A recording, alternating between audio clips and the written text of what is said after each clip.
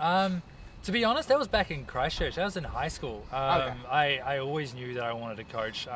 Didn't know what. I coached volleyball. I played volleyball, so I coached volleyball.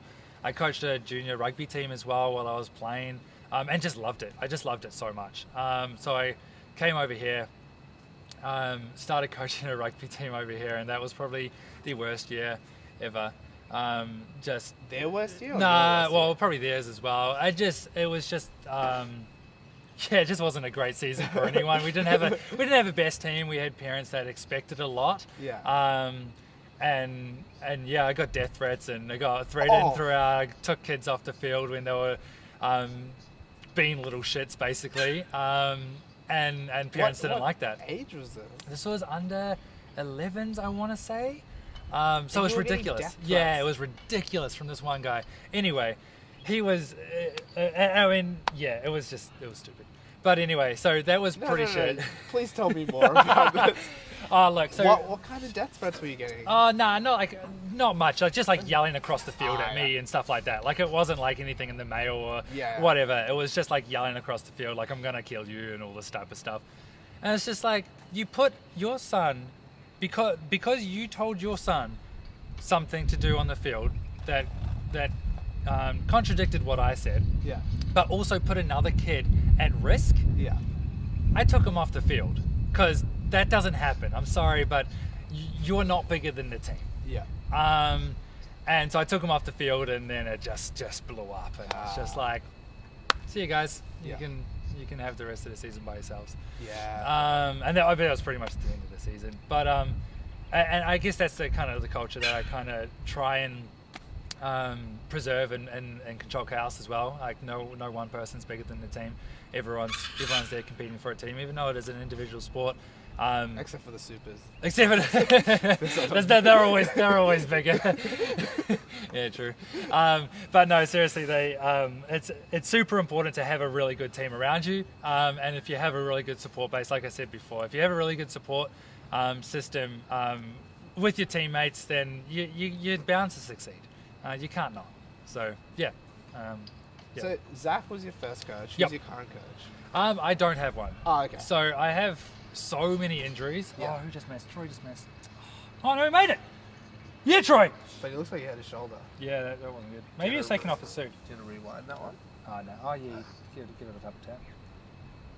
It's not Okay, cool.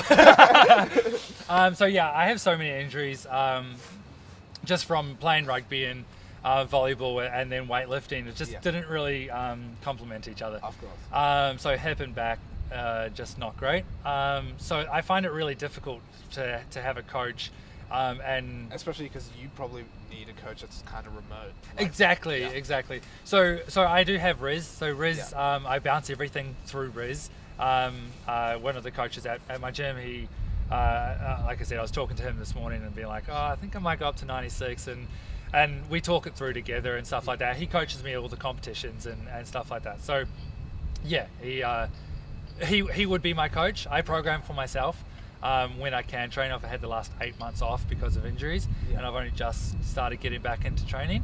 And so yeah, but I don't know about you, but when you're training, like, do you feel that you're more in touch with weightlifting? Like, you're more in touch with coaching? Yeah. Like, I find when I'm not training, I find that it's so hard to kind of feel what the lifters are feeling. You know, like, it's hard to empathize with your lifters because you're just not going through that yourself.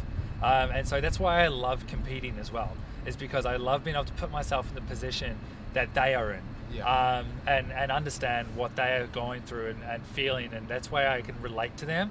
And each competition I try and take it a little bit different, so I can relate to different people each time, because obviously everyone's so different, and you've got, as a coach, you've got to be able to talk and communicate differently to every single athlete that you have. So yeah, no, I feel the same way, dude. Like, you have to, I think coaches have to do some kind of training. Yeah. You can't ever let yourself go. It doesn't have to be Snatch, Clean Jerk, because obviously with age and just with injuries and stuff, like, sometimes that gets a bit hard. Yeah. But you should be doing something. Definitely. You should be training hard. And you want to lead by example, right? Exactly. You want to be that leader that leads by actions, not by your words. and there's a lot of lifters, obviously ex-lifters and stuff, that have gone to the Olympics and gone to the Com Games and represented Australia in their country, and they've already done that. They've been there. They to listen to them, and so there's also that type of coach where you just like have that respect because you know that the hard work they've put in, and now they're 50, 60, 70 years old, and you're like, yeah, that's cool.